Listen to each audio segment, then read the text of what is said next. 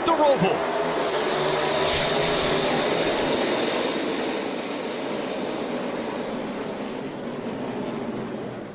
What's going on, guys? Welcome back to another episode of KozMatt's Race Recap. Let's head right to the Charlotte Road Course, the 31st race of the season, and the last race before the playoffs get cut down to 8 drivers. Let's get right into this thing.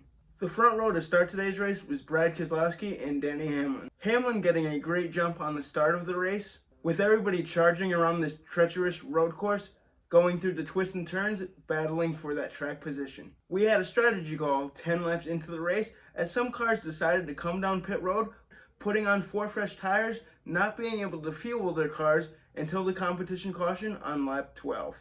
After the strategy played out, we had Joey Logano and Ryan Blaney leading the field to green for the restart. Ryan Blaney taking the lead, with Joey Logano not wasting any time, still hot on his heels. Ryan Blaney looking like he had the stage victory well in hand until a caution came out with 5 laps left to go in stage 1. Some cars decided to come down pit road to put on some tires and make some adjustments on the race car. It was going to be a shootout for that stage 1 victory. With AJ Allmendinger shooting inside of Ryan Blaney on the restart, taking the lead, Chase Elliott also making the pass on Ryan Blaney as the two battled for the stage 1 victory. With Elliott making the pass on the final lap of stage 1, getting himself those much valuable stage points and that stage 1 victory, after some great side-by-side racing. Jumping right to the midpoint of stage 2, Kyle Busch was leading after dominating most of stage 2. Really nothing exciting happened here. Kyle Busch winning the second stage, basically leading every single lap. One thing we did learn in stage 2, however, was that Kyle Larson and Alex Bowman, teammates in the Hendrick camp, were both having battery issues. Being able to fix them, Kyle Larson's team had to put a new pulley on the battery to fix their charging system. And you will see it definitely paid off as we get later into this race recap. If you guys thought the first 2 stages were chaotic and crazy, wait till we got to stage 3 as it amped it up to a whole nother level. With William Byron leading early in stage 3, as a win would lock him in to the playoffs, needing a win to advance to the round of 8.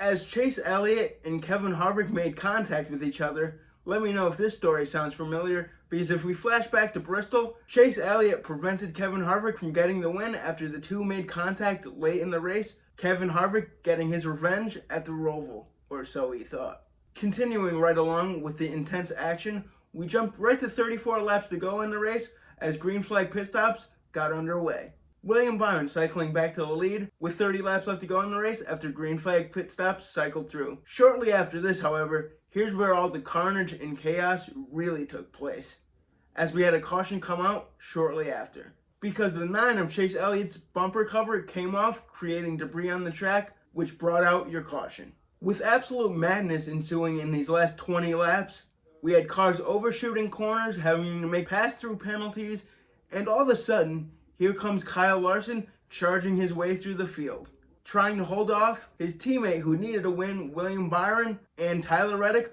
who was also hungry because he thought he could get his first NASCAR Cup Series victory. Adding even more pressure to the drivers out there, the cut line for the playoff round of 8 was super tight, with Keselowski and Martin Truex only separated by 1 point for that last playoff spot. With 10 laps to go, we had a 3-way battle for the lead between Kyle Larson, Denny Hamlin, and Tyler Reddick, with Kevin Harvick battling for every point that he could get on the racetrack. After taking out Chase Elliott earlier in the day, ended up sliding his tires, slamming right into the wall, ending his day and also ending his playoffs. With Kyle Larson somehow able to hold on for the race win, after having so many battery issues earlier in the day, I don't know how he held on to get his 7th victory of the season, as he was the first driver to get 3 road course wins in one season. Way to go, Kyle Larson. He is my championship favorite as of right now. Well, guys, I hope you were able to keep up with all of that madness. Let me know what you thought about the Charlotte Roval race, and always like, comment, and subscribe, and we will have a Monday Night Raw recap for you guys in the studio on Tuesday. Peace out. Come on and fight back.